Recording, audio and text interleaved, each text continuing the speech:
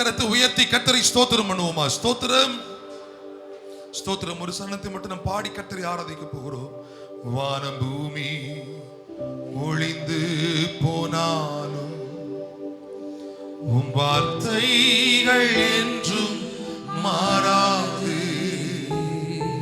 இவ்வாழ்க்கை அழிந்து மறைந்து போ, விசுவாசி என்றென்றும் நிலைப்பார். வானம் பூமி ஒளிந்து, நம்ம எல்லாம் சேர்ந்து சொல்லுவோம். யாரும் மௌனமாக இருக்க வேண்டாம்.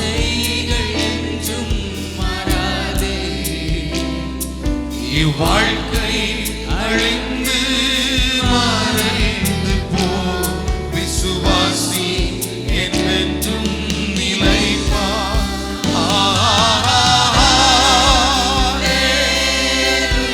எல்லாரும் சேர்ந்து சொல்லுவோமா? சிறியோர் முதல் பெரியோர் வரையில்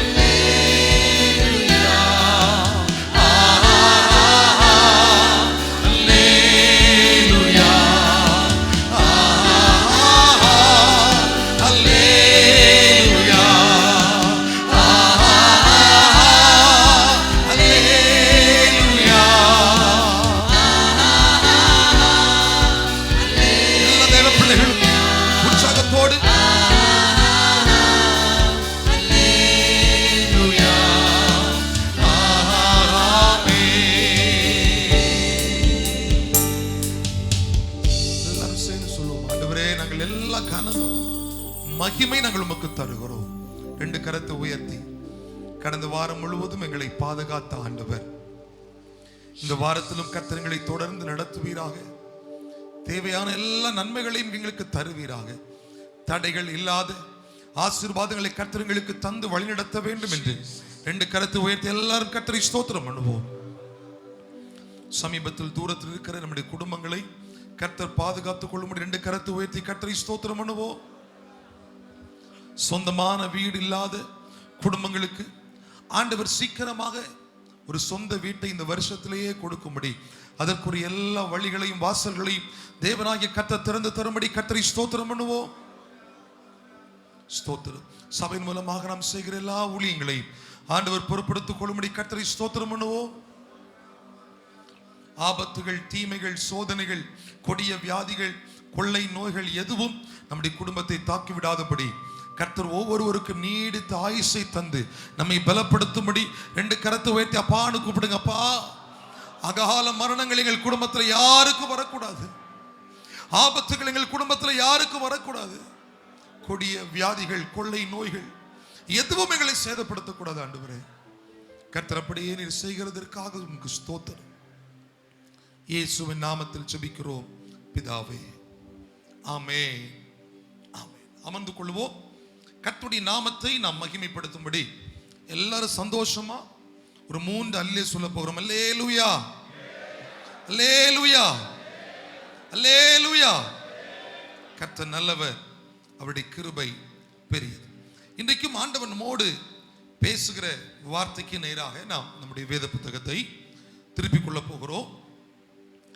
எபிரேயர் 12வது அதிகாரம் 1, 2, 3 வசனங்களை நாம் வாசிக்க போகிறோம். எபிரேயர் 12வது அதிகாரம் 1, 2, 3 309வது பக்கம் நாம் சேர்ந்து எல்லாரும் இந்த வார்த்தைகளை வாசிக்க போகிறோம். ஆகையால் மேகம் போன்ற இத்தனை திரளான சாட்சிகள் நம்மை சூழ்ந்து கொண்டிருக்க, பாரமான யாவையும் நம்மை சுற்றி நிற்கிற பாவத்தையும் தள்ளிவிட்டு விசுவாசத்தை துவக்குகிறவரும் முடிக்கிறவருமாயிருக்கிற இயேசுவை நோக்கி நமக்கு நியமித்திருக்கிற ஓட்டத்தில் பொறுமையாய் ஓடக்கடவோம். அவர் தமக்கு முன் வைத்திருந்த சந்தோஷத்தின் பொருட்டு அவமானத்தை எண்ணாமல் சிலுவையை சகித்து தேவனுடைய சிங்காசனத்தின் வலது பாரிசத்தில் வீற்றிருக்கிறார்.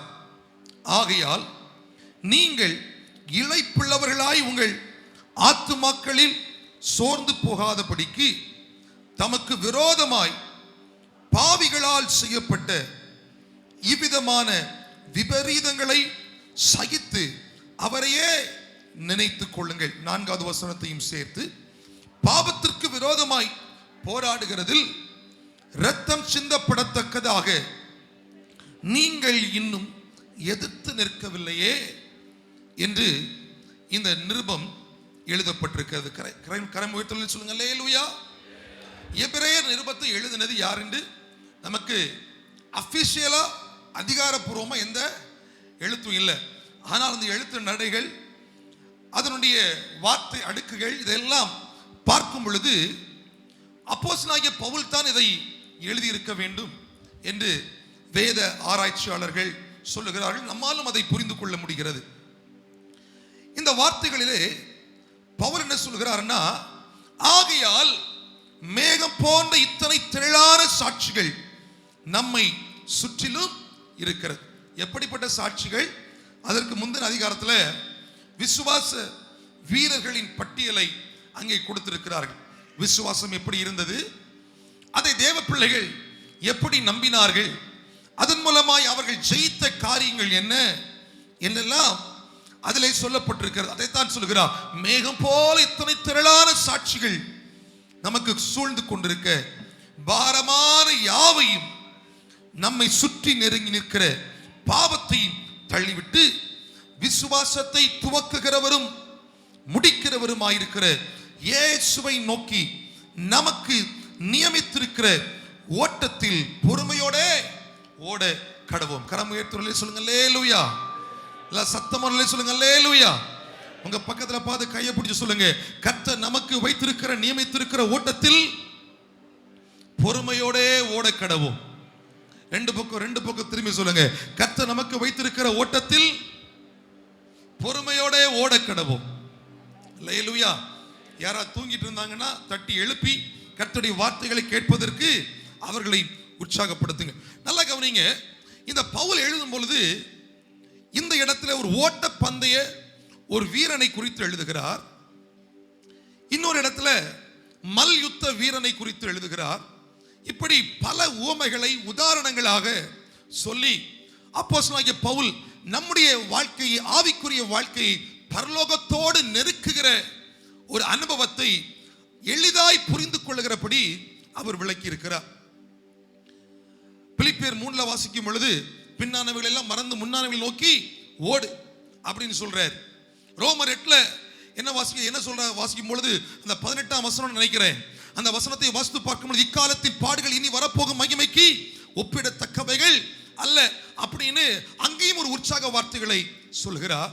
இந்த பவுலுடைய எழுத்துகள், அவர் கூறுகிற ஆலோசனைகள் தேவ பிள்ளைகளுக்கு அவரை சார்ந்து வாழ வேண்டும், அவருடைய சன்னிதானத்தில் போய் நிற்க வேண்டும் என்று ஆவலாய் ஓடிக்கொண்டிருக்கிறவர்களுக்கு ஒழுக்கம் உள்ள ஒரு வாழ்வு முறையை இந்த எழுத்துகள் நமக்கு கற்றுத் தருகிறது. கரமுய சொல்லி சொல்லுங்க அல்லேலூயா.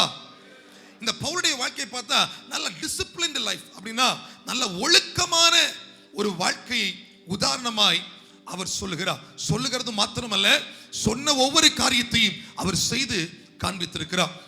1 கொரிந்தியர் அந்த 9ஆம் அதிகாரத்தில் கடைசி பார்க்கும் சொல்லும் பொழுது, நான் அதை நிறைவேற்றுகிறேன், என் சரீரத்திற்கு நான் அதை ஒடுக்குகிறேன், இதெல்லாம் நிறைவேற்றுவதற்கு நான் ஒத்துழைப்பு கொடுக்கிறேன் அப்படின்னு அவர் எழுதுகிறார்.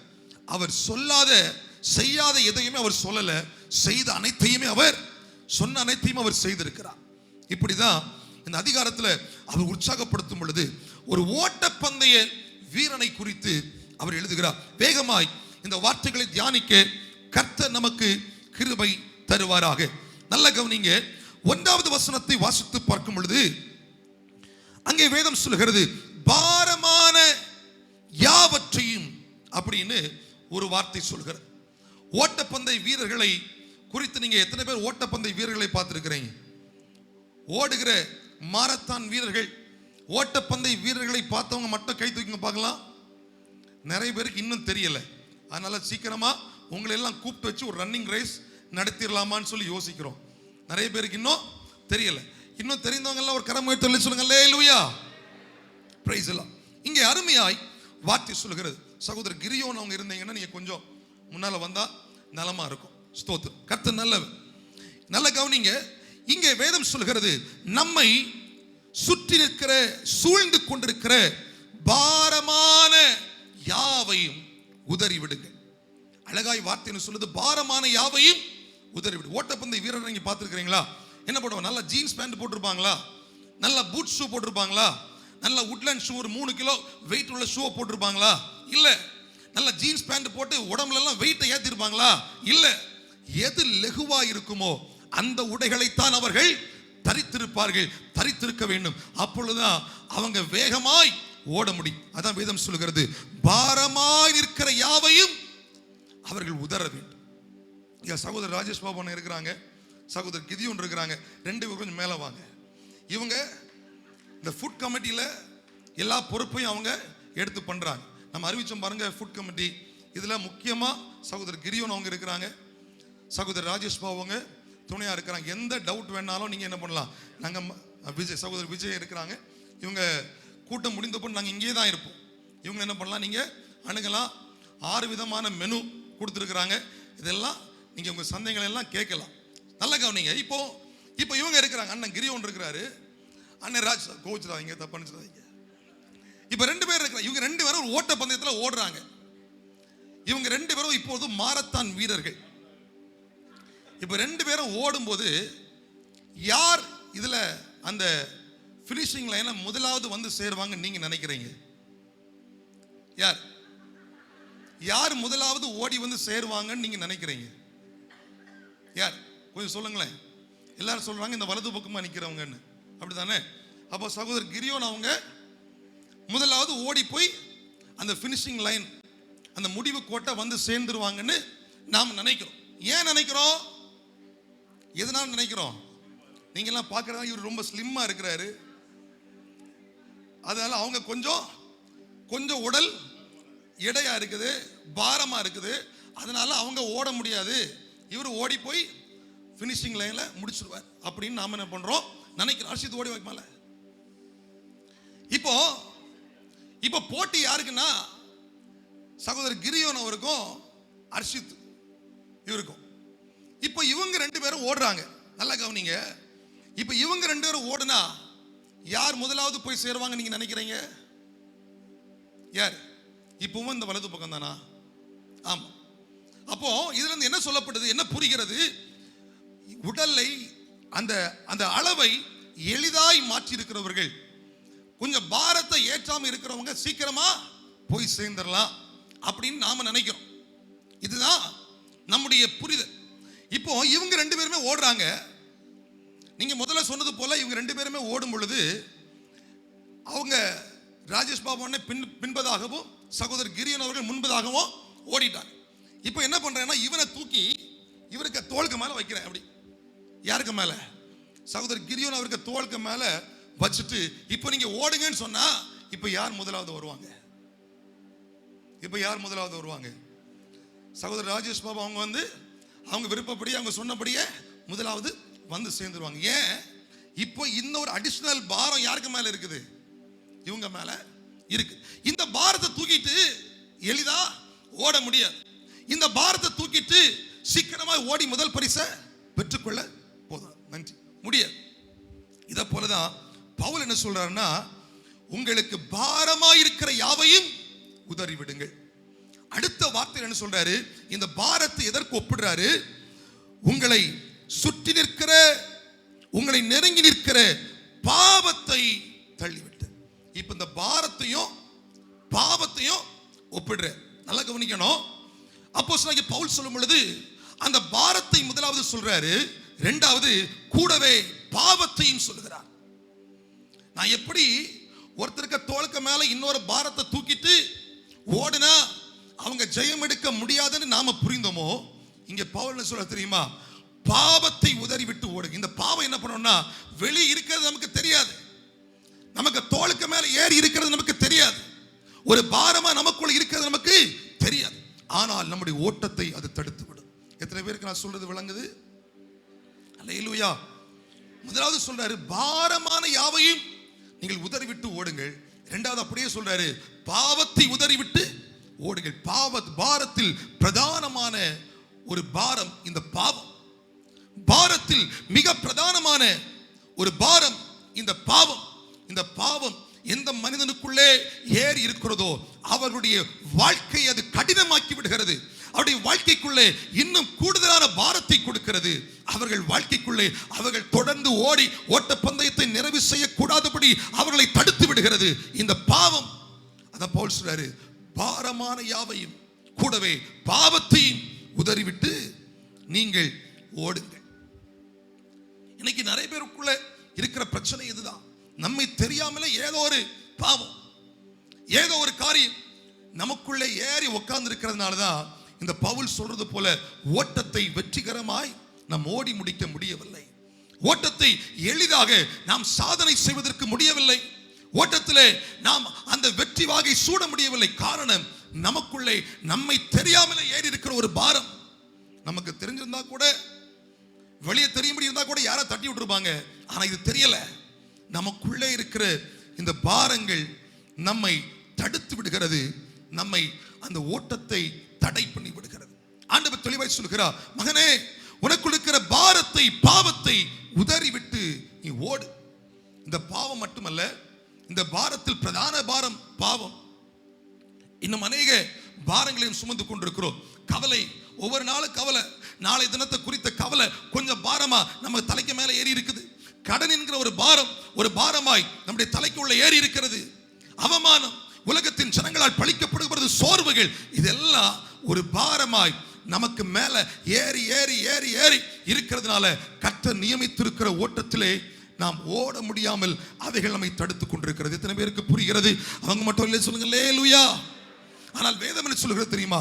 நீங்கள் ஒன்றுக்கும் கவலைப்படாமல் எல்லாவற்றையும் குறித்து ஸ்தோத்திரத்தோடு உங்கள் விண்ணப்பங்களை தேவனுக்கு தெரியப்படுத்தினார்.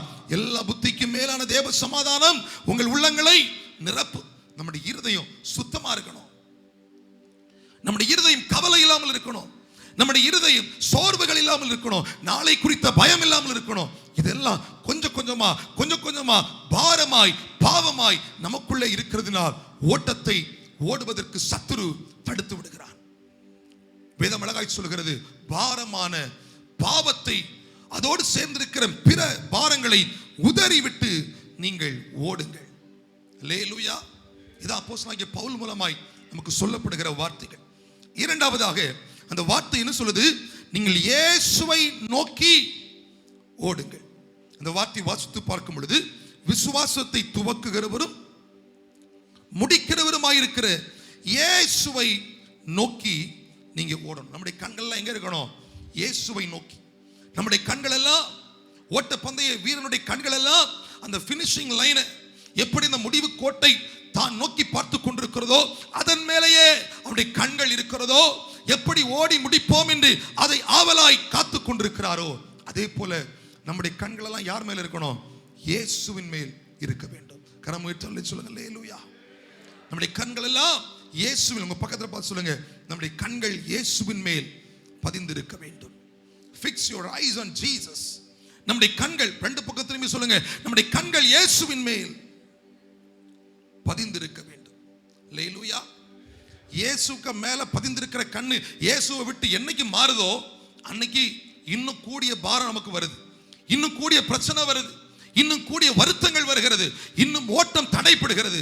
ஒருவேளை ஓட்டம் பாதியிலே நின்று விடுகிறது.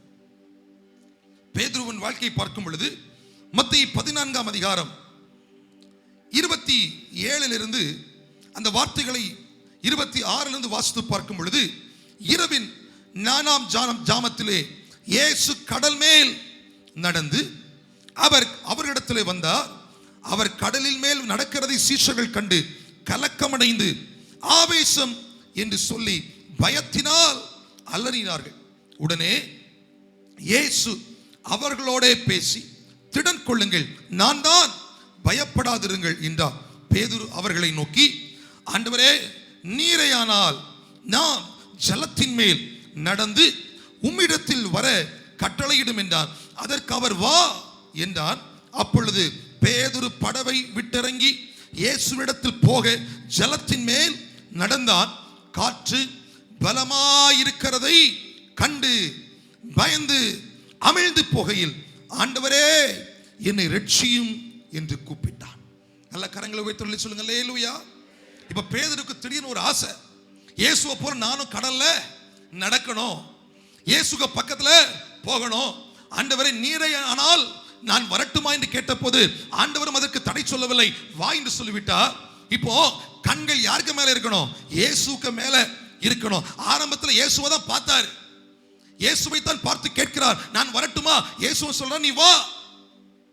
இப்போ பயணம் ஆரம்பித்த போது வேதம் சொல்கிறது, காற்று பலமாயிருக்கிறதை கண்டு அவன் பயந்தான். இப்போ இயேசுக்கு மேல இந்த கண் எங்க போயிடுச்சு? காற்று, பலமாய் இருக்கிற காற்று, பலமாய் எழுந்து வருகிற அலைகள், பலமாய் மோதுகிற இந்த படகின் மேலுள்ள அலைகளை பார்த்து அவன் பயந்தவுடனே அவன் கீழே அமிழ்ந்து போனான். இயேசுவே என்னை ரட்சியும் என்று கூப்பிட்டான். நம்முடைய கண்கள் இயேசுக்கு மேல நோக்கமா இருக்கிறது வரையிலும் நமக்கு ஜெயம் உண்டு. நம்முடைய கண்கள் இயேசுவின் மேல் நோக்கமா இருக்கிறது வரையிலும் போராட்டங்களை மேற்கொள்கிற வல்லமை உண்டு. நம்முடைய கண்கள் இயேசுவின் மேல் நோக்கமா இருக்கிறது வரையிலும் எந்த வல்லமையும் நம்மை விழத்தள்ள முடியாது. நம்முடைய கண்கள் இயேசுவின் மேல் நோக்கமா இருக்கிறது வரையிலும் சத்துரு நம்மை அணுகவும் முடியாது. எத்தனை பேர் ஆமென் சொல்லுகிறீர்கள்? ஆனா கண்ணி எப்போ இயேசுவை விட்டு உலக பாடுகளுக்கு நேரா போகுதோ, கண்ணி எப்போ இயேசுவை பார்க்கதை விட்டுட்டு பலமாய் மோதுகிற அலைகளுக்கு மேல போகுதோ, கண்ணி எப்போ இயேசுவை பார்ப்பதை விட்டு பலமாய் எழுந்து வருகிற காற்றை பார்க்கிறதோ, பிரச்சனைகளை பார்க்கிறதோ, அங்கே நாம் விழுந்து போகிற தருணங்கள் வருகிறது. இங்கே அழகாய் சொல்கிறார், அவர் இயேசுவை நோக்கி நீங்கள் ஓடுங்கள். நம்முடைய நோக்கம் எல்லாம், நம்முடைய எண்ணம் எல்லாம் எப்படியாவது ஓட்டத்தை நிறைவு செய்ய வேண்டும், அந்த ஓட்டத்தின் பலனை நான் அடைய வேண்டும், அந்த பரம காரணனை சுதந்திரிக்க வேண்டும், அங்கே இருக்கிற இயேசுவை நான் பார்க்க வேண்டும், அவரோடு கூட வாழ வேண்டும் என்கிற ஒற்றை இலக்கோடு ஒரே நோக்கத்தோடு நீங்கள் ஓடுங்கள். இயேசுவை நோக்கி ஓடுங்கள். இந்த உலகத்தில் பாரம் வரும், காற்று வேகமாய் வீசும், கடல் அலைகள் கொந்தளிக்கிறது போல, வாழ்க்கை மோதுகிறது போல எழுந்து வரும். இது எல்லாம் நம்முடைய ஆளுகைக்குள்ளே, நம்முடைய கட்டுப்பாட்டிற்குள்ளே கர்த்தர் வைத்திருக்கிற காரியங்கள். இவைகள் ஒன்றும் நம்முடைய வாழ்க்கை வீழ்த்த முடியாது. எத்தனை பேர் விசுவாசிக்கிறீங்க? அல்லேலூயா. இயேசுவை நோக்கி, இயேசுவை நோக்கி. பாவம் செஞ்சிருக்கிறீங்களா? அந்த பாவத்தை மறந்து ஆண்டவருடைய பாவத்தை மன்னித்தா, அதான் பவுல் எழுதும்போது சொல்கிறார், நீ பின்னானவைகளை மறந்து முன்னானவைகளை நோடி கிறிஸ்து இயேசுக்குள்ளே தேவன் வைத்திருக்கிற பரம அழைப்பின் பந்தை பொருளுக்காக லக்கை நோக்கி நான் தொடருகிறேன். எப்படி ஓடணும்? எல்லாம் மறந்து ஓடணும், எதையுமே பார்க்க கூடாது. நம்முடைய ஒரே இலக்கு இயேசு, ஒரே இலக்கு இயேசு. பவுல் சொல்கிறார், நான் பின்னானவைகளை மறக்கிறேன். அப்போஸ்தலர் 7:8 அதிகாரத்தை வாசித்து பாருங்க. அங்கே ஸ்தேவான் கொல்லப்படுகிறதுக்கு பிரதான காரணமாய் இருக்கிறவன் இந்த சவுல், பவுலாய் மாறின சவுல். வீடுகள் தோறும் போய் ஸ்திரீகளை அவன் துன்புறுத்தினான், அவர்களுக்கு விரோதமாய் காரியங்களை செய்தான். இப்படி பாவத்திற்கு மேல் பாவம், ஆண்டவரை சேவிக்கிற பிள்ளைகளை துன்புறுத்துகிற அனுபவத்தை அவன் செய்து பழக்கப்பட்டவர். எப்பொழுது இயேசுவின் சந்திப்பை பெற்றானோ அப்பொழுது அதையெல்லாம் மறந்துவிட்டு, அதையெல்லாம் நான் மறந்துட்டேன், எனக்கு முன்பதாக இயேசு என்கிற ஒரு இலக்கு வைக்கப்பட்டிருக்கிறது, அந்த இலக்கை நோக்கி நான் தொடருகிறேன். அல்லேலூயா. சில நேரத்தில் சத்துரு என்ன பண்ணுவான் தெரியுமா? நீங்க 10 வருஷத்துக்கு முன்னால் செய்த பாவத்தை உங்களுக்கு நினைவுபடுத்துவான்.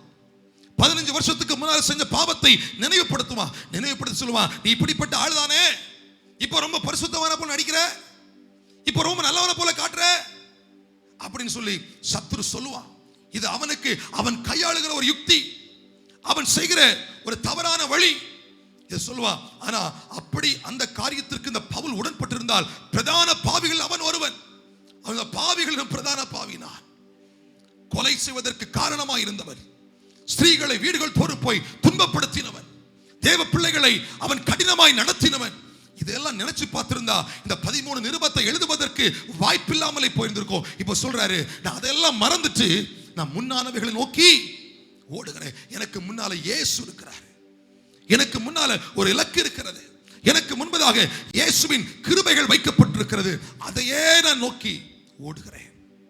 அல்லேலூயா.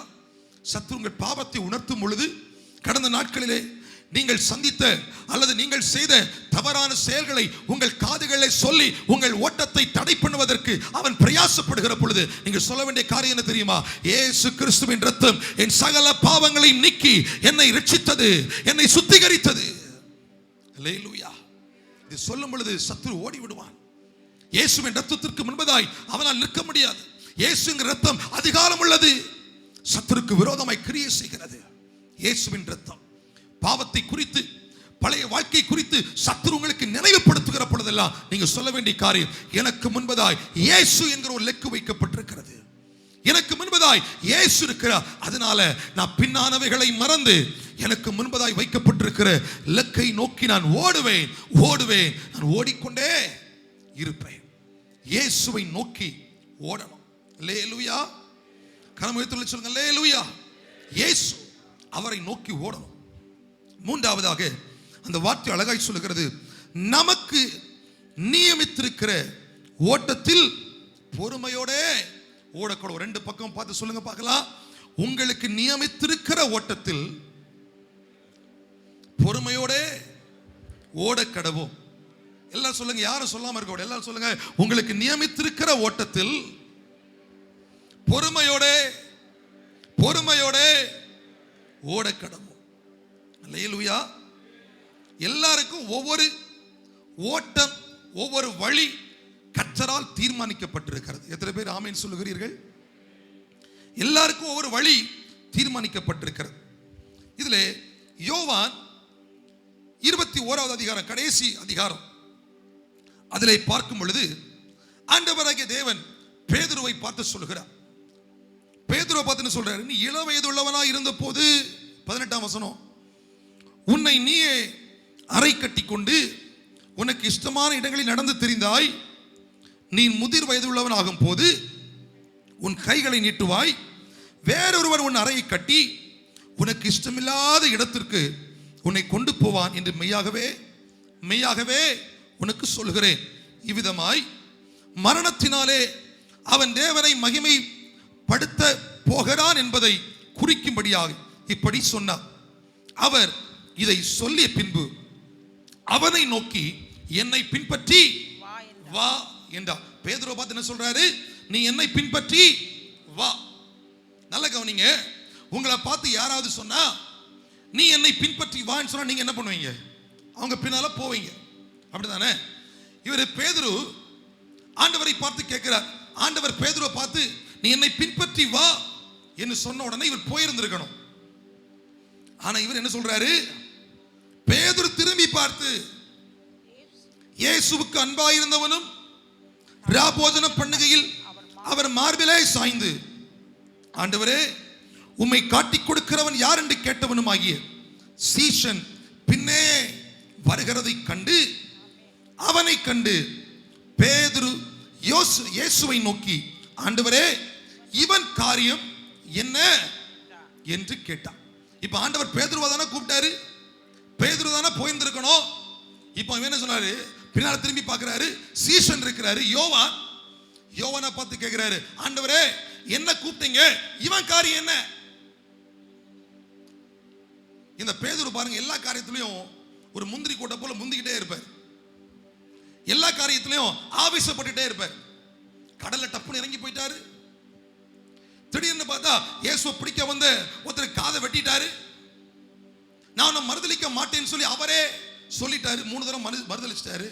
இப்படி எந்த ஒரு காரியத்தை பார்த்தா அவர் ஒரு அட்டெண்டன்ஸ் போடணும், முன்னால வந்து நிக்கணும், நான் இருக்கிறேன்னு காட்டணும். இந்த பேதுருவை குறித்து நாங்கள் அந்த முதலாவது பைபிள் காலேஜில் முதல் அந்த பேட்ச்ல நாங்கள் படித்தோம். அப்போ பேதுருவை குறித்து 80 பக்கம் நான் தீசிஸ் எழுதினேன். பேதுருவுடைய எதிர்மறையான குணத்தை குறித்து ஒருத்தர் என்கிட்ட கேட்டாரு, பேதுரு எவ்வளவு நல்ல மனுஷன், பேதுருவை குறித்து எவ்வளவு நல்லா எழுதலாம், நீ எல்லாம் பேதுருவை குறித்து நெகட்டிவாவே எழுதி வச்சிருக்கிறியே அப்படி என் தீசிஸை பார்த்து ஒருத்தர் கேட்டார். அப்ப நான் சொன்னேன், ஐயா சரிதான், பேதுரு நல்ல மனுஷன் தான், எல்லாத்திற்குமே நல்ல காரியத்தை செஞ்சவர் தான். ஆனா தேவன் ஏன் சில வார்த்தைகளை பதித்து வைத்திருக்கிறார் என்றால், அவருடைய எதிர்மறையான குணங்களை நாம் சொல்லுகிறதுனால் அவங்க மேல இருக்க நல்ல மதிப்பு போயிடாது. அவங்க செய்த சில தவறுகளை வைத்து நாம் திருந்திக் கொண்டு தேவனிடம் நடத்துவதற்கு கர்த்தர் அதை பதித்து வைத்திருக்கிறார். அதுதான் உண்மை. இன்னைக்கு பேதுருவை குறித்து தப்பா பேசுறதுனால நீங்க அவருக்கு மேல வச்சிருக்க நல்ல மதிப்பு கெட்டு போயிருமா? மாறாது, கெட்டு போகாது. அவர் ஒரு பிரதான ஒரு சீஷன். ஆனால் அவர் தவறின சில காரியங்கள் நமக்கு பாடமாய் கர்த்தர் வைத்திருக்கிறார். நாம் அதை செய்துவிடக் கூடாது. நாம் அந்த வழியிலே போய்விடக் கூடாது. அப்படி போனால் ஏதாகிலும் பிரச்சனைகள் வரும் என்பதை ஆண்டவர் எச்சரிக்கையாய் நமக்கு கற்றுத்தருவதற்காகத்தான் சில வார்த்தைகளை அவர் பதித்து வைத்திருக்கிறார். இங்க பேதுரு ஆண்டவர் வான்னு கூப்பிட்ட உடனே போயிருந்திருக்கணும். இப்போ என்ன பண்றாரு தெரியுமா? எல்லாருக்கும் ஒவ்வொரு ஓட்டம் இருக்குது. எனக்குன்னு ஒரு அழைப்பு இருக்குது, எனக்குன்னு ஒரு வேலை இருக்குது, நான் செய்ய வேண்டிய சில காரியங்கள் இருக்கிறது, உங்களுக்கு ஒரு அழைப்பு இருக்கிறது, நீங்கள் செய்ய வேண்டிய ஒரு வேலை இருக்குது. நான் வந்து உங்க வேலை செய்ய முடியாது, நீங்க வந்து என் வேலையும் செய்ய முடியாது. ஆண்டவர் ஒவ்வொருவருக்கும் ஒவ்வொரு ஓட்டத்தை அவர் நியமித்து வைத்திருக்கிறார். ஒவ்வொருவருக்கும் ஒவ்வொரு பாதைகளை அவர் நியமித்து வைத்திருக்கிறார். ஆனா பேதுருவை இயேசு அழைத்த உடனே இயேசுவுக்கு பின்னால போக வேண்டிய இந்த பேதுரு இயேசுவை பார்த்து கேட்கிறார், இயேசுவே இவன் காரியம் என்ன? உடனே இயேசு சொல்றாரு, நான் வரும் அளவும் இவன் இருக்க எனக்கு சித்தமானால் உனக்கு என்ன, நீ என்னை பின்பற்றி வா. இப்போ செவிட்ல அடிச்சது போல ஒரு வார்த்தை டப்புன்னு சொல்லிட்டேன். நான் உன்னை தானே கூப்பிட்டேன், நீ தானே வந்திருக்கணும். நான் திரும்ப வர்றது வரையிலும் இவன் உயிரோடு இருந்தா உனக்கு ஏதாவது பிரச்சனை உண்டா அப்படின்னு சரியா ஒரு பதிலடியை கொடுத்துட்டேன். இங்கே வேதம் அழகாய் சொல்கிறது, ஒவ்வொருவருக்கும் ஒவ்வொரு ஓட்டம் நியமிக்கப்பட்டிருக்கிறது. பேதுருக்கு ஒரு விதமான ஓட்டம், யோவானுக்கு இன்னொரு விதமான ஓட்டம். பேதுரு அவன் கைகள் கட்டப்பட்டு போக வேண்டும் ஒரு ஓட்டம். ஆனால் இந்த யோவானுக்கோ அவன் நாடு கடத்தப்பட வேண்டும் ஒரு ஓட்டம். இல்ல எங்கே அவன் தனியா இருக்க வேண்டும் என்கிற ஒரு ஓட்டம். அவன் வாழ்க்கை குறித்த தேவ திட்டம் அப்படின்னு பல காரியத்தை குறித்து யோவான்களுக்கு சொல்லப்பட்டிருக்கலாம், பேதுருக்களுக்கு சொல்லப்பட்டிருக்கலாம்.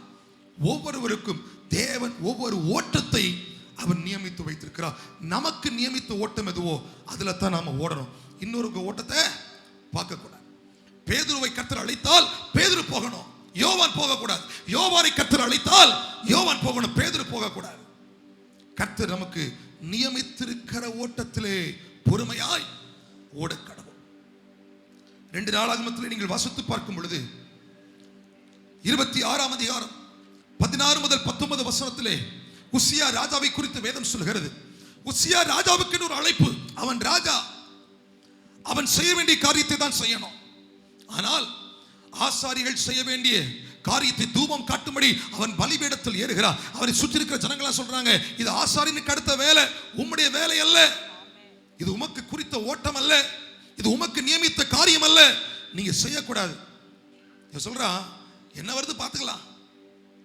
அந்த மன மேற்றுமை, மனதுக்குள் இருக்கிற கர்வம், மனதுக்குள் இருக்கிற பெருமை, மனதுக்குள் இருக்கிற ஒரு ஆணவம் கூட அவனை பலிபீடத்தில் மேல் ஏற வைத்தது. அவன் குஷ்டரோகியானான். அல்லேலூயா. கர்த்தர் அவனை அடித்தான். யார் யாருக்கு என்ன வேலையோ அந்த வேலை தான் அவங்க செய்யணும். கர்த்தர் உங்களை ஒரு விதமாய் அழைத்திருக்கலாம், கர்த்தர் உங்களை ஒரு விதமாய் பயன்படுத்தி கொண்டிருக்கலாம். நீங்க அடுத்தவங்க வேலை செய்யக்கூடாது. வேதம் அழகை சொல்கிறது, உங்களுக்கு நியமித்திருக்கிற ஓட்டத்தில், அதான் நமக்கு நியமித்திருக்கிற ஓட்டத்தில் பொறுமையாய் ஓடக்கணும். என் மேல இருக்கிற பாரத்தை இன்னொருத்தர் சுமக்க முடியாது, இன்னொருத்தருக்கு பாரத்தை நான் சுமக்க முடியாது. எனக்கென்று ஒரு திராணி இருக்குது, எனக்கென்று ஒரு சோதனையின் அளவு இருக்கிறது, எனக்கென்று கர்த்தர் ஒரு வரைமுறையை நியமித்து வைத்திருக்கிறார். அதுல இன்னொரு மனுஷனை கொண்டு வந்து நிறுத்தினா அவங்க சகித்துக் கொள்ள முடியாது. இன்னொரு மனுஷனுக்கு நியமித்திருக்கிற ஓட்டத்துல என்ன கொண்டு போய் விட்டா அவங்க எளிதாய் செய்து முடிக்கிற காரியத்தில் நான் கீழே விழுந்துருவனா கூட இருக்கலாம். நமக்கு ஓட்டம் தனித்தனியாய் நியமிக்கப்பட்டிருக்கிறது. அல்லேலூயா. ஒவ்வொருவருக்கும் ஒவ்வொரு கிருபை, ஒவ்வொருவருக்கும் ஒவ்வொரு வரம், ஒவ்வொருவருக்கும் ஒவ்வொரு வல்லமை, ஒவ்வொருவருக்கும் ஒரு தேவ வரங்கள், இதெல்லாம் தேவன் கொடுத்திருக்கிறார். நமக்கு கொடுக்கப்பட்டிருக்கிற ஓட்டத்தை, நாம் நியமிக்கப்பட்டிருக்கிற ஓட்டத்தை ஓட வேண்டும். கரம் உயர்த்தி சொல்லுங்க, அல்லேலூயா, அல்லேலூயா. நமக்கு எதை கர்த்தர் வைத்திருக்கிறாரோ அதுல ஓடணும். இன்னொருத்தருக்கு ட்ராக்ல நம்ம ஓடக்கூடாது. இன்னொருத்தருக்கு ட்ராக்ல ஓடணும்னா அது டிசிப்ளின்ட் லைஃபா இருக்காது, அது தவறான வழியாய் மாறிவிடும். அதான் பவுல் சொல்றாரு, உங்களுக்கு நியமித்திருக்கிற ஓட்டத்தில் பொறுமையாய் ஓட கடவுள். 4வதாக அந்த வார்த்தை அடுத்து சொல்லுகிறது, அவர் தமக்கு முன் வைத்திருந்த சந்தோஷத்தின் பொருட்டு அவமானத்தை எண்ணாமல் சிலுவையை சகித்து தேவனுடைய சிங்காசனத்தின் வலது பாரிசத்தில் அவர் வீற்றிருக்கிறார். நல்லா கவனிங்க. சிலுவை மரணம் என்பது ஒரு எளிதான காரியம் அல்ல, ஒரு எளிதாக ஏற்றுக்கொள்ள வேண்டிய ஒரு காரியமும் அல்ல. கொடூரமானது, ரத்தம் சிந்த அடிக்கப்பட்ட ஒரு மரணம், மிக கடுமையானது. ஆனால் வேதம் சொல்லுகிறது அவர் சிலுவையை சகித்தார். ஏன் தெரியுமா? தமக்கு முன்பதாய் வைக்கப்பட்டிருக்கிற சந்தோஷத்தின் பொருட்டு. அல்லேலூயா. கடைசி வரையிலும் இயேசுவின் நோக்கத்தை பாருங்க, ஒரே நோக்கம்தான். இயேசுவின் நோக்கத்தை பார்த்தால் ஒரே நோக்கம்தான். எங்கேயுமே அவர் தம்முடைய நோக்கத்தை விட்டு அவர் தவறவில்லை. எங்கேயுமே அவர் தரிசனத்தை விட்டு அவர் தவறவில்லை. அவருக்கு என்ன இலக்கு கொடுக்கப்பட்டதோ அதைத்தான் செய்து முடித்தார். ஒரு கடத்தில் சொல்றாரு, எனக்கு வல்லமை இல்லையோ மேலது கீழே இறங்கி வர்றதுக்கு, இவங்க கையில விடுதலையாக்கி போவதற்கு எனக்கு வல்லமை இல்லையோ அப்படின்லாம் கேட்கிறாரு. வல்லமை இருந்தது. ஆனாலும் அவர் சிலுவையிலே அடிக்கப்படுவதற்காகத்தான் ஒப்பு கொடுக்கப்பட்டார். வல்லமை இருந்தது. தன்னை பிடிக்க வந்த ஒரு இடத்திலிருந்து அவர் தப்பி ஓடுவதற்கு வல்லமை இருந்தது. ஆனால் தேவ சித்தத்திற்கு தம்மை ஒப்பு கொடுத்தார். வல்லமை இருந்தது, தேவ சித்தத்தை செய்தார். வேதம் சொல்லுகிறது, தமக்கு முன் வைக்கப்பட்டிருக்கிற சந்தோஷத்தின் பொருட்டு சிலுவையை அவர் ஏற்றுக்கொண்டார். தேவ பிள்ளைகளே, இன்னைக்கு ஒவ்வொருவருக்கும் ஒவ்வொரு விதமான சிலுவை, ஒவ்வொருவருக்கும் ஒவ்வொரு விதமான கஷ்டங்கள். சிலருக்கு ஆண்டவரை தேடுறதுனால, ஆண்டவரை சொந்த ரட்சகராய் ஏற்றுக்கொண்டதுனால குடும்பத்தில் நெருக்கம், ஊர்ல நெருக்கம், சுற்றுவட்டாரங்கள் நெருக்கம், யாரும் மதிக்கல, யாரும் நல்ல காரியத்துக்கு கூப்பிடல, இப்படின்னு நெருக்கத்தோடு அநேகர் இருக்கிறதை நான் அறிவேன். அநேகர் இருக்கிறீங்க, எல்லாம் ஒரு வைராக்கியம் தான். ஆண்டவருக்காக நான் வாழணும், நான் ஆண்டவரை தேடணும், எனக்கு என்ன இருந்தாலும் பரவாயில்ல, ஊர்ல என்ன ஒதுக்கி வச்சாலும் பரவாயில்ல, ஊர்ல எனக்கு கலரை தராம இருந்தாலும் பரவாயில்ல, ஊர்ல நல்லது கெட்டதுக்கு அவங்க வராம இருந்தாலும் பரவாயில்ல, எனக்கு இயேசு வேணும் என்று அநேகர் வைராக்கியமாய் இருக்கிறதை நான் அறிவேன். இதெல்லாம் உங்களுக்கு கொடுக்கப்பட்டிருக்கிற சிலுவை. இதெல்லாம் உலகத்தில் நமக்கு அனுமதிக்கப்பட்ட பாடுகள். யார் பழித்தாலும், யார் என்ன சொன்னாலும், நான் எனக்கு முன்பதாய் வைக்கப்பட்டிருக்கிற இலக்கை நோக்கி ஓடுவதற்கு என்ன செய்யணுமோ அதை செய்வேன். எதுவும் கிறிஸ்து இயேசுவில் உள்ள தேவனுடைய அன்பை விட்டு என்னை பிரிக்க மாட்டாது. உபத்திரவமோ, பாடுகளோ, வேதனைகளோ, பசியோ, வியாகுலமோ, நிர்வாணமோ, நாசுமோசமோ, பட்டயமோ, சர்வ சிருஷ்டிகளோ ஒன்று கிறிஸ்து இயேசுவில் உள்ள தேவனுடைய அன்பை விட்டு என்னை பிரிக்க மாட்டாது என்று நிச்சயித்திருக்கிறேன் என்கிற ஒரு தீர்மானத்தோடு, ஒரு வைராக்கியத்தோடு வாழ்கிற அநேகருக்கு உண்டு. இன்னைக்கு கஷ்டம்தான், இன்னைக்கு சிலுவை தான். ஆனால் இதை நாம் எதற்கு சகித்துக் கொள்ள வேண்டும் தெரியுமா? நாளைக்கு நமக்கு ஒரு பிரதிபலன் வைக்கப்பட்டிருக்கிறது. அல்லேலூயா, அல்லேலூயா. ஓட்டப்பந்தய ஓட்ட வீரர்கள் ஓடிக்கொண்டிருக்கும் பொழுது கஷ்டம் வரும், காலில் சதைப்பிடிப்பு வரும், காலில் வலி வரும். ஆனா அவங்க கண்ணெல்லாம் இந்த வலிக்கு மேல இல்லாம முன்பதாய் வைக்கப்பட்டிருக்கிற பரிசின் மேலும், முன்பதாய் வைக்கப்பட்டிருக்கிற இலக்கின் மேலும் இருப்பதினால் அவர்கள் ஓட்டத்தை எதுவும் தடை பண்ண முடியாது. அல்லேலூயா. தமக்கு முன் ஒரு சந்தோஷம், எனக்கு முன்னால ஒரு ஆனந்தம். நீங்க எல்லாம் கொஞ்சம் யோசித்து பாருங்களேன். இந்த வாரம் வியாழக்கிழமை உங்க எல்லாருக்கும் ஒரு ஃபேமிலி கெட் டுகெதர், எல்லாருக்கும் ஒரு பெரிய ஒரு ப்ரோக்ராம் அரேஞ்ச் பண்ணியிருக்கிறாங்க. அங்க போய் நிறைய பயணப்படணும், நல்ல சந்தோஷமா இருக்கணும் அப்படின்னு ஒரு பெரிய ஒரு ஈவென்ட் பிளான் பண்ணப்பட்டிருக்கிறது, திட்டமிடப்பட்டிருக்கிறது. அந்த நாள் உங்கள் சந்தோஷத்தின் நாள் அப்படின்னு வியாழக்கிழமை நம்ம ஃபிக்ஸ் பண்ணுவோமே. வியாழக்கிழமை எப்படிப்பட்ட நாள்? நீ எல்லாம் சந்தோஷமா நல்ல மகிழ்ச்சியோடு கொண்டாடுகிற ஒரு தருணத்தை நீங்க எல்லாம் ஏற்படுத்தி இருக்கிறீங்க. உங்க குடும்பம் எல்லாம் வருது, நல்ல அவுட்டிங் போறீங்க, நல்ல சுத்தி பார்க்க போறீங்க, அப்படி ஒரு சந்தோஷமான தருணம் வைக்கப்பட்டிருக்கு. ஆனா இன்னைக்கு சரீரத்தில் பலவீனம், திங்கக்கிழமை காலை எழும்பினா சோர்வு, ஐயோ செவ்வாய்க்கிழமை கடன்காரன் வருவானே, அவனுக்கு கடனை கொடுக்கணுமே, இல்ல திட்டுவானே அப்படின்னு யோசனை யோசிச்சுட்டே இருக்கும்போது உங்களுக்கு திடீர்னு வியாழக்கிழமை குறித்த ஞாபகம் மனசுக்குள்ள வருது.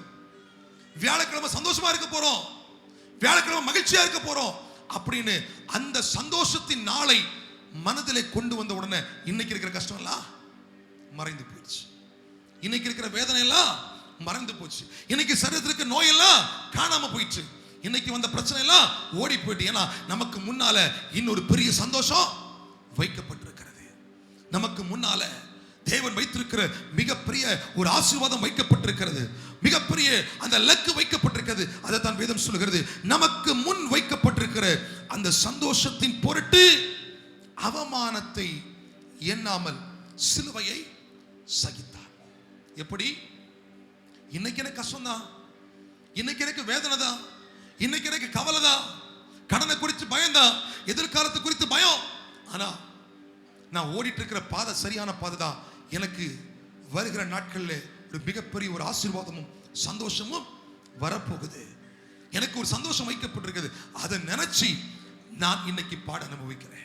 அதை நினைச்சு இன்னைக்கு இருக்கிற பிரச்சனைகளை நான் கடந்து போகிறேன். கர்த்தர் எனக்கு வைத்திருக்கிற உயர்வுகளை, ஆசீர்வாதங்களை, மேன்மைகளை, அந்த பரம ராஜ்யத்தை நினைத்து இன்னைக்கு நான் படுற கஷ்டத்தை எல்லாம் நான் மறந்துடுறேன். நான் இலக்குக்கு நேராய் ஓடிக்கொண்டிருக்கிறேன் என்கிற ஒரு உணர்வு வரணும். நமக்கு முன்பதாய் ஒரு சந்தோஷம் வைக்கப்பட்டிருக்கிறது. இன்னைக்கு இருக்கிற பாடுகள் ஒன்றும் நம்மளை செய்யாது. அதான் ரோமர்ல வாசிக்கிறோம், இக்காலத்து பாடுகள் இனி வரப்போகும் மகிமைக்கு ஒப்பிடத்தக்க 8:18 நினைக்கிறேன். அந்த வார்த்தைகளை பார்க்கும் பொழுது என்ன சொல்லுது? இக்காலத்தின் பாடுகள் இனி வரப்போகும் மகிமைக்கு ஒப்பிடத்தக்கவைகள் அல்ல. இன்னைக்கு படுற கொஞ்சம் கொஞ்சம் பாடு இனி வரப்போகிற மிகப்பெரிய மகிமைக்கு ஒப்பிட முடியாது, கம்பேர் பண்ணி பார்க்க முடியாது. அவ்வளவு பெரிய ஆசீர்வாதங்களை கர்த்தர் வைத்திருக்கிறார். அல்லேலூயா. அவ்வளவு பெரிய நன்மைகளை கர்த்தர் வைத்திருக்கிறார். இதுதான் தேவன் வைத்திருக்கிற இலக்கு, அவர் வைத்திருக்கிற ஓட்டத்தின் தடம். அதிலே நாம் ஓட வேண்டும். கடைசியாக ஒரு வார்த்தை மட்டும் சொல்லி நான் நிறைவு செய்ய விரும்புகிறேன். 1வது வசனத்தின் கடைசி வார்த்தை சொல்கிறது, பொறுமையோட ஓட கடவோம். அல்லேலூயா. உங்க பக்கத்தை பார்த்து சொல்லுங்க, பொறுமையோட ஓட கடவோம். உங்க பக்கத்தை பார்த்து சொல்லுங்க, பொறுமையோட ஓட கடவோம். பொறுமையோட 2 கிலோமீட்டர் ஓட்டம் ஆரம்பித்த உடனே உங்க எனர்ஜி, உங்க ஆற்றல் எல்லாம் வேஸ்ட் பண்ணிட்டு வேகமா ஓடிட்டீங்கன்னா பாதியில போய் ஓட்டம் நின்றோம். பாதியில போய் ஓட்டம் நின்றோம். நம்முடைய நோக்கம் எல்லாம் எப்படி ஆகிலும் ஓட்டத்தை நிறைவு செய்ய வேண்டும்.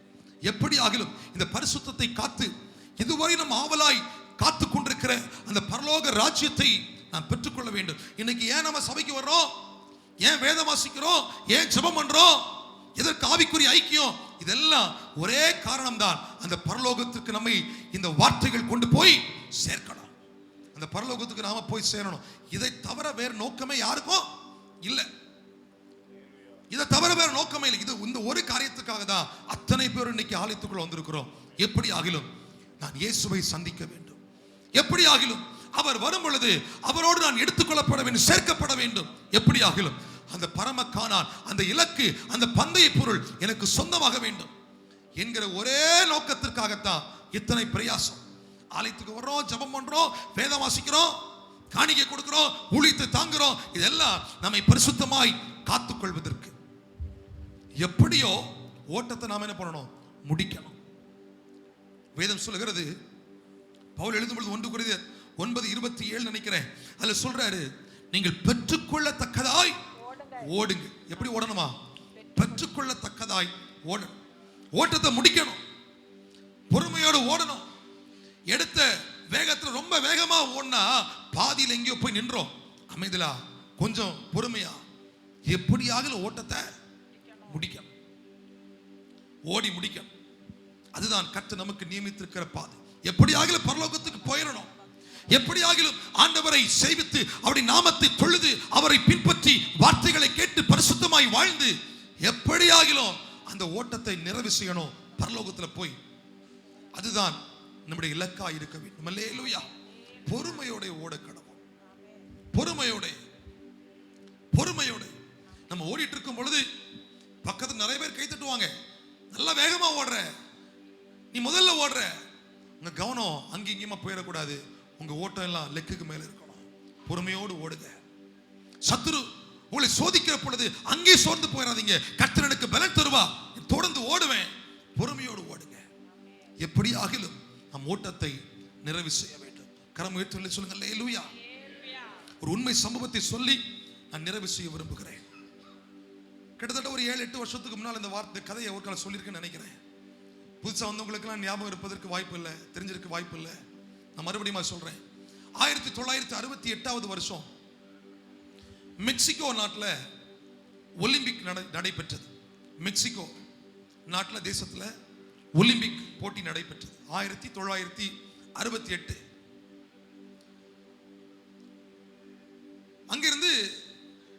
நாள் கோலாகலமா இது நிறைவு செய்யப்படணும். இறுதி நிகழ்வெல்லாம் ஒழுங்கு செய்ய ஒரு பெரிய ஸ்டேடியத்தில் அதெல்லாம் ஒழுங்கு பண்ணியிருந்தாங்க. கடைசி ஒரு ஓட்டப்பந்தயம் வச்சிருந்தாங்க. அவங்களுடைய திட்டம் என்னன்னா, அந்த ஓட்டப்பந்தயம் முடிஞ்ச உடனே நேர எல்லாரும் வந்து ஸ்டேடியத்துக்குள்ள வரணும். ஸ்டேடியத்துக்குள்ள வந்த உடனே கடைசி இறுதி நிகழ்வுகள் ஆரம்பமாகும், எல்லாரும் ஊருக்கு போயிடலாம். அப்படி ஒரு பெரிய திட்டமிடப்பட்டிருந்தது. நல்லா கவனிங்க, இங்க பாருங்க. அப்படி ஓட்டப்பந்தயம் ஆரம்பித்தது. ஓட்டத்தில் ஆயிரக்கணக்கான வீரர்கள் ஓடினாங்க மாரத்தான் ஓட்டத்தில். அதிலே ஓடின ஒரு நபர் தான் டான்சானியா நாட்டை சார்ந்த ஜான் ஸ்டீஃபன் அக்வாரி என்கிற ஒரு மாரத்தான் வீரர். 1968 டான்சானியா நாட்டில இருந்து மெக்சிகோக்கு போனவர். இந்த வீரர் நல்லா ஓடுறவர், நல்லா ஓட்டம் ஓடுவார். எல்லாரும் சேர்ந்து ஓடிட்டே இருக்கும்போது இவர் நிலை தடுமாறி கீழே விழுந்துட்டார். பின்னாடி வந்தவங்க எல்லாம் இவருக்கு மேல மிதிச்சு மிதிச்சு ஓடிட்டாங்க. அந்த எல்லாரும் சேர்ந்து அங்க ஸ்டேடியத்துக்குள்ள வந்தாச்சு. இறுதி பாடல் ஒலித்தது. இறுதி பாடல் ஒலித்த பிறகு எல்லாரும் பேக்கெல்லாம் எடுத்துட்டு அவங்க கிளம்பி போறதற்கு ஆயத்தமாகும் பொழுது ஒரு சைரன் சவுண்ட், ஒரு ஆம்புலன்ஸ் சவுண்ட் கேட்குது. எல்லாரும் அந்த சத்தம் வந்த திசையை நோக்கி பார்க்கிறாங்க. ஒரு மனிதன் தலையில காயம், கையில காயம், காலில் காயம், ரத்தம் எல்லாம் வடியுது. ஓடி அப்படியே நடந்து கொஞ்சம் கொஞ்சம் கொஞ்சமா நடந்து வர்றாரு. எல்லாருடைய கவனமும் அவருக்கு மேல விழுந்துச்சு. அவருக்கு மேல விழுந்துச்சு. இவர் வந்து அந்த முடிவு கோட்டை தொட்ட உடனே அப்படி கீழே விழுந்துட்டார். விழுந்துட்டு உடனே மருத்துவமனைக்கு எடுத்துட்டு போனாங்க. அவங்க சிகிச்சை கொடுத்தாங்க. அடுத்த நாள் நிருபர்கள் எல்லாம் அவர்கிட்ட போய் பேட்டி எடுக்க போறாங்க. ஐயா, நீ ஏன் இவ்வளவு கஷ்டப்பட்ட? எல்லாரும் வீட்டுக்கு போவதற்கு ஆயத்தமா இருக்கும் பொழுது எல்லாருடைய பார்வை உன் பக்கமா வந்து விழுந்துச்சே. உன் மேல ரத்தம், கை கால ரத்தம், தலை ரத்தம் வடியுது. நீ ஏன் இருந்த இடத்துல அப்படி விழுந்த இடத்துல நீ உதவி கேட்டது அவன் ஆம்புலன்ஸை தூக்கிட்டு வந்து ஹாஸ்பிட்டலுக்கு கொண்டு வந்திருப்பாங்களே, நீ ஏன் இவ்வளவு ரிஸ்க் எடுத்த அப்படின்னு கேட்ட போது அவன் சொன்னானா, ஐயா, என்னுடைய டான்சானியா தேசம் 11,000 மைல் தாண்டி என்னை மெக்சிகோவுக்கு அனுப்பினதற்கு எதுக்கு தெரியுமா? இந்த ஓட்டத்தை நான் துவங்குவதற்கல்ல, ஓட்டத்தை முடிப்பதற்கு. என் தேசத்திற்காக, என் மேல அக்கறை கொண்டு என்னை நம்பி என்னை அனுப்பின என் தேசத்திற்காக நான் பாதியில ஓட்டத்தை என்ன வந்தாலும் நான் நிறுத்த விரும்பல. எப்படியாகிலும் அந்த கோட்டை நான் கடக்க வேண்டும் என்கிற ஒரு உணர்வு எனக்குள்ள இருந்துச்சு. ரத்தம் வடிந்தது, கை கால்கள் அடிபட்டுச்சு. ஆனால் தன் தேசத்தை திரும்பி பார்க்கிறான். 11,000 மைல் தாண்டி என் தேசம் என்ன நம்பி இந்த இடத்துக்கு அனுப்பி இருக்கிறது எதுக்கு? நான் துவங்குவதற்கல்ல, இந்த ஓட்டத்தை நிறைவு செய்வதற்கு. தேவ பிள்ளைகளே, ஆண்டவர் நம்மை நம்பி ஒரு பெரிய பொறுப்பை தந்திருக்கிறார். நம்மை நம்பி பரலோகத்தை ஒரு ஆயத்தமாக்கி வைத்திருக்கிறார். நமக்காகவே ஆண்டவர் சொல்றாரு, நீ வந்து சேரணும், பொறுமையோட ஓடு. கஷ்டம் வரும், வேதனைகள் வரும். அதான் பவுல் எழுதும் பொழுது அந்த அதிகாரத்தில் சொல்றாரு, நீங்க ரத்தம் சிந்தத்தக்க ஒன்றும் செய்யலையே. அந்த 12:3 வாசிக்கும் பொழுது என்ன சொல்றாரு? நீங்கள் ரத்தம் சிந்தத்தக்க, அந்த வார்த்தை அதையும் சொல்லுது, அழகா சொல்லுது. நீங்கள் ரத்தம் சிந்தத்தக்க இன்னும் நீங்கள் எதிர்த்து நிற்கவில்லையே. அப்படின்னா நாம் இன்னும் ரத்தம் சிந்துற அளவுக்கு ஒண்ணுமே செய்யல, அவ்வளவு பாடுபடல. ஆனா ஓட்டத்தை பொறுமையா ஓடணும். ஓட்டத்தை ஓடி எப்படியாக நிறைவு செய்யணும். அந்த ஜான் ஸ்டீஃபன் அக்வாரி என்கிற அந்த மாரத்தான் வீரர் தனக்கு ஏற்பட்ட காயத்திலும் என் தேசம் என்னை அனுப்பி இருக்கிறது என்கிற உணர்வோடு ஓட்டத்தை முடித்தது போல, எனக்கு தேவ பிள்ளைகளே, கர்த்தர் நமக்கு தந்த ஜீவன் எதற்காக தெரியுமா? பாதியிலே விட்டுட்டு போறதற்கு இல்ல, பாதியிலே அங்கே தங்கி இருப்பதற்கல்ல, பாவத்தை நினைத்து பாரத்தை ஏற்றிக்கொண்டு நம்முடைய வாழ்க்கையில பிரச்சனைகளை ஏற்றிக்கொண்டு அங்கே அமிழ்ந்து போவதற்கல்ல. நாம் போய் சேர வேண்டிய இடத்துக்கு போகணும். நம்மை பரிசுத்தமா காத்துக்கொள்ளணும். ஆண்டவர் வைத்திருக்கிற ஓட்டத்தில் ஓடணும். அவரை நோக்கி ஓடணும். நமக்கு நியமித்திருக்கிற ஓட்டத்தில் ஓடணும். நாளைக்கு ஒரு சந்தோஷம் இருக்கிறது என்கிற உணர்வோடு ஓடணும். எப்படி ஓடுறோமோ எப்படியாக ஓட்டத்தை நிறைவு செய்யணும். அல்லேலூயா. எத்தனை பேர் விருப்பப்படுறீங்க? அவங்க மட்டும் எழுந்து நின்று தேவ சன்னிதானத்திலே நம்மை ஒப்பு கொடுக்க போகிறோம். அந்த ஜான் ஸ்டீஃபன் அக்வாரிக்கு ஒரு எண்ணம் இருந்தது. என் தேசம் 11,000 மைல் தாண்டி என்னை அனுப்பினதற்கு ஒரு நோக்கம் உண்டு. நான் ஓட்டத்தை துவங்குவதற்கல்ல, ஓட்டத்தை முடிப்பதற்கு. ஓட்டத்தை முடிப்பதற்கு இன்னைக்கு ஆண்டவர் நமக்கு தந்திருக்கிற ஆசீர்வாதம், ஆண்டவர் நமக்கு தந்திருக்கிற ஜீவன், ஆண்டவர் நமக்கு தந்திருக்கிற வசதி வாய்ப்புகள், ஆண்டவர் நமக்கு தந்திருக்கிற திருச்சபை, நல்ல ஆவிக்குரிய ஐக்கியம், இதெல்லாம் ஓட்டத்தை துவங்குவதற்கல்ல, பரிசுத்தமாய் வாழ்ந்து அந்த பரலோகத்திலே போய் சேருவதற்கு, ஓட்டத்தை முடிப்பதற்கு. நமக்கு நியமித்திருக்கிற ஓட்டத்திலே நாம் பொறுமையாய் ஓடக்கடவோம். நமக்கு நியமித்திருக்கிற ஓட்டத்திலே நாம் பொறுமையாய் ஓடக்கடவோம். 2 கரத்தை உயர்த்தி ஆண்டவர் எனக்கு உதவி செய்யுங்கன்னு சொல்லுங்க பார்க்கலாம். எனக்கு உதவி செய்யப்பா. எல்லாரும் கேளுங்க, எனக்கு உதவி செய்யுங்கப்பா. கேளுங்க, உதவி செய்யுங்கப்பா. எனக்கு உதவி செய்யுங்கப்பா. எனக்கு உதவி செய்யுங்கப்பா. ஹல்லேலூயா. ஓடுகிறேன், நான் ஓடுகிறேன், என் இயேசுவுக்காய் நான் ஓடுகிறேன், ஓடுகிறேன் நான். ஒரு 5 நிமிஷத்துல முடிக்க போகிறோம். யாரும் போய்விட வேண்டாம். இயேசுவுக்காய் ஓடுகிறேன், எத்தனை தான் இடர்கள் வந்தாலும் விசுவாசத்திலே நியமிப்பேன். எத்தனை தான் இடர்கள் வந்தாலும் விசுவாசத்திலே நிலைத்திருப்பேன். எனக்காக அப்பா நியமித்த இந்த பாதையிலே நான் ஓடுகிறேன். எனக்காக அப்பா நியமித்த ஓடுகிறேன். அல்லேலூயா, அல்லேலூயா, அல்லேலூயா, அல்லேலூயா. 2 கரத்தை உயர்த்தி அல்லேலூயா, அல்லேலூயா, அல்லேலூயா. பரம அழைப்பின் பந்தய பொருளுக்கா நான் லெக்கை நோக்கி, பரம அழைப்பின் பந்தய பொருளுக்கா நான் லெக்கை நோக்கி ஓடுகிறேன், ஓடுகிறேன்,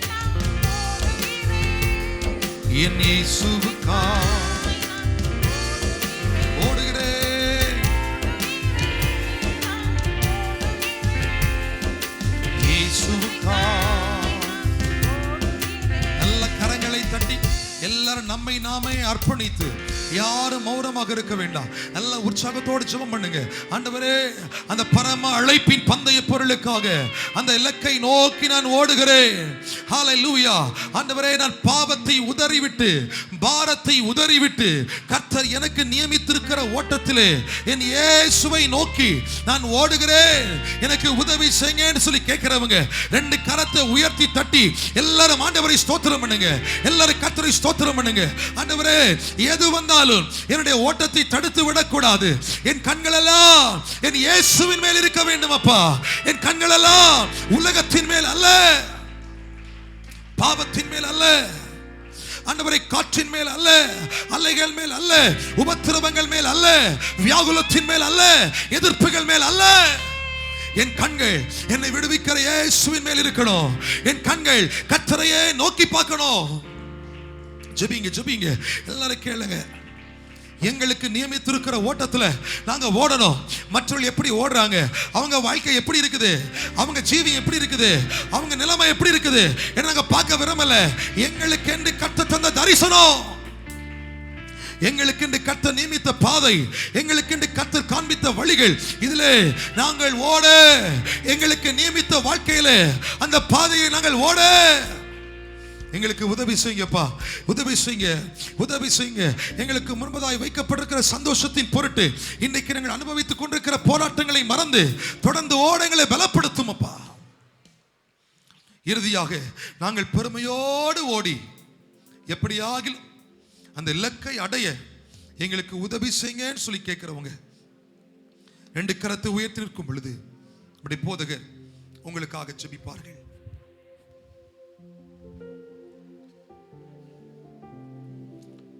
தகப்பனே, எங்களுக்கு நியமிக்கப்பட்ட ஓட்டத்துல அந்த டிராக்ல ஓடுவதற்கு, டிராக் மாறி ஓடிவிடாதபடிக்கு நீர் எங்களுக்கு வைத்த பாதையிலே நாங்கள் ஓடி அந்த பந்தய பொருளை பெறுகிறதற்கு எங்களுக்கு கர்த்தர் கிருபை பாராட்டுங்கப்பான்னு சொல்லி ஜெபிக்கிறோம். கரத்தை உயர்த்தியிருக்கிற நம்முடைய பிள்ளைகளை நீ குடும்பத்தை ஆசீர்வதிப்பீராக. வார்த்தை பேசின நம்முடைய மகன தேசத்திற்கு கர்த்தர் பயன்படுத்துவீராக. உங்க நாமம் உயர்த்தப்பட்டிருக்கட்டும். இயேசுவின் நாமத்தில் ஜெபிக்க நல்ல பிதாவே. ஆசீர்வாத ஜெபம் நம்முடைய கர்த்தராகிய இயேசு கிறிஸ்துவின் கிருபையும் பிதாவாகிய தேவனுடைய அன்பும் பரிசுத்த ஆவியானவருடைய ஐக்கியம், சிநேகம், பாதுகாப்பு, ஆசீர்வாதம் நம் அனைவரோடு கர்த்தருடைய வருகை பரியந்தம் நிறைவான ஆசீர்வாதம் தங்கி இருப்பதாக. சேர்ந்து சொல்லுவோம், என் ஆத்துமாவே முழுவலுமே பரிசுத்த நாமத்தை சொந்தரி, ஆத்துமாவே அவர் சகல பால் வளவாதே.